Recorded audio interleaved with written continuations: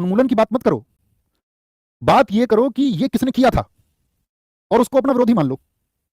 उन्मूलन नहीं करना है, इस गैप को खत्म करने की बात मत करो, बातें ये करो कि ये गैप किसने किया था। अब आप मुझे बताएं कि किसी चीज का कोई कारण है कि कोई गैप पैदा हुआ, या अगर मैं बात करूं इस देश में, जैसा कि मैंने पिछली कक्षाओं में भी आपको बताया है, जो जातियां खुद को ऊंचा समझती रही उसने निम्न जातियों के साथ में क्या है, भेदभाव किए। अब इसमें अगर 5 लेयर हैं, 1 2 3 4 5 लेयर, 6 7 8 जो भी मान लो, ए खुद को नीचे से इनसे समझती रही, लेकिन क्या ये जो बी नंबर पे थी, क्या इन्होंने भी किनसे खुद से कंपेयर नहीं किया? हाँ या ना? आप कहेंगे हाँ जी। क्या जो थर्ड पे थी इन्होंने खुद से कंपेयर नहीं किया? क्या इन्होंने बाकी को खुद से नीचे नहीं समझा? जो फोर्थ पे थी इन्होंने खुद को नीचे नहीं समझा? मतलब कोई 1 सेकंड थर्ड फोर्थ नहीं है। बात सिर्फ ये है दोस्त कि एक जो प्रथाएं विकसित की गई, क्योंकि हमारे शास्त्रों में तो था नहीं, वहां तो वर्ण व्यवस्था थी, जो लोगों ने जैसा प्रचार किया, तो उन्होंने कहा कि कर्जन का क्या कहना था कि भाई ये मत सोचो गैप है, और गैप कैसे दूर होगा, सॉल्यूशन की भी बात नहीं करनी है, आपको तो विरोधी बन जाना है एकदम से कि किया किसने है। समझ पा रहे हो? अब मुझे बताएं, विरोध जरूरी है या सॉल्यूशन जरूरी है? अब जितने भी समाज सुधारक हुए उन सब की बातें यही थी कि भाई आपका छुआछूत की प्रथाओं को ना बढ़ाया जाए, जाति व्यवस्था जैसी चीजों को ना विकसित होने दिया जाए, और ये जो बीच में अंतर आ गया, जो भेदभाव है किसी प्रकार का, जो आपका जातीय भेदभाव है, रेशियल डिस्क्रिमिनेशन है या कास्ट डिस्क्रिमिनेशन है, वो नहीं होना चाहिए। और उन्होंने कहा यार ये तो लोग सब एकजुट हो जाएंगे, और बंगाल इसका गढ़ था। जैसे हमने आपको बताया राजा राम मोहन राय कहाँ से संबंधित थे, तो जब उन्होंने रेनेसां को जन्म देना शुरू किया तो बंगाल ही तो सेंटर था, तो उन्होंने कहा बंगाल ही इस नेशनलिज्म के लिए जिम्मेदार है, यही सेंटर है, तो इस बंगाल में विभाजन कर दिया जाए और हिंदू मुस्लिम का बीज बो दिया जाए। अब आप समझ गए होंगे, एक बार थम्स अप करके मुझे बताएं कि हाँ भैया हम अच्छे से समझ गए कि ये अंग्रेजों ने क्यों किया। अब जैसे कश्मीर से हिंदुओं का पलायन हुआ, अगर सरकार सही मायने में चाहे तो वहां हिंदुओं को स्थापित कर सकती है या नहीं? हाँ या ना? आप क्या समझते हैं इस बारे में? भाई देश के उस वर्ग से सवाल है जो ये कह रहा था कि भाई पीओके को हम ले लेंगे, पाक ऑक्यूपाइड कश्मीर को, तो पाक ऑक्यूपाइड कश्मीर लेकर के वहां चने थोड़ी ना बोएंगे हमको, लोग वहां पर स्थापित करने होंगे। लोगों को अगर वहां स्थापित किया जा सकता है तो आज वाले कश्मीर में स्थापित किया जा सकता है या नहीं? या आपका मानना है कि नहीं, स्थापित नहीं कर सकते हैं? अब बात यह है कि जिसको इंजेक्ट किया गया है वो तो प्रभावी होगा ना।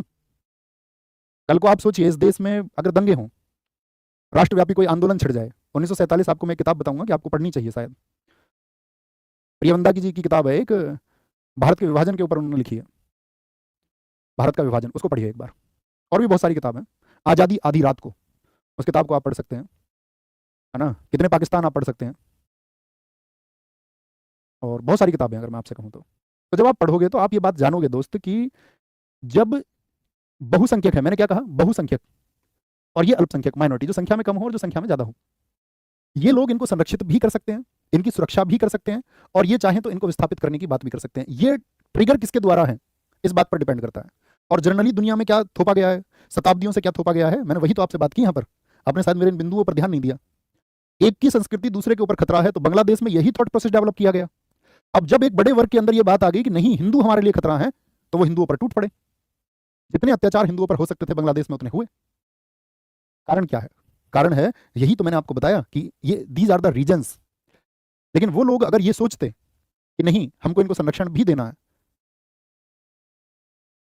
तो उस तरह की चीजें नहीं पैदा होती, लेकिन उसने नहीं सोचा। तो कारण पे तो हम बात कर चुके, बताओ फटाफट से, समझ गए रीजन क्या है? कह रहे क्यों भागना पड़ा, इसलिए भागना पड़ा। आपने हमारी कक्षा को अगर ध्यान से पढ़ा होता प्यारे बच्चे, तो आप अब तक समझ चुके होते, आपका सवाल ही नहीं आता। ठीक है सर, हर जगह से हिंदू ही क्यों जाते हैं?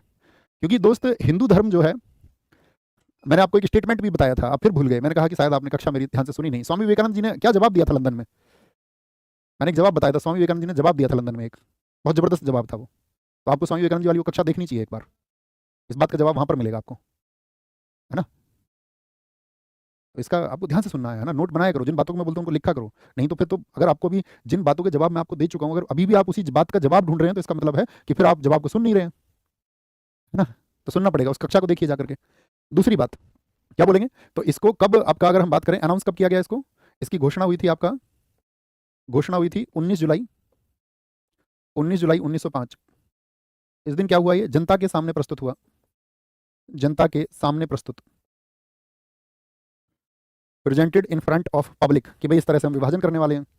और 20 जुलाई को, 20 जुलाई 1905 को क्या हुआ, इस दिन अखबारों में इसको प्रकाशित कर दिया गया, पब्लिश्ड इन न्यूज़पेपर्स, अखबारों में प्रकाशित कर दिया गया, प्रकाशित कर दिया गया अखबारों में।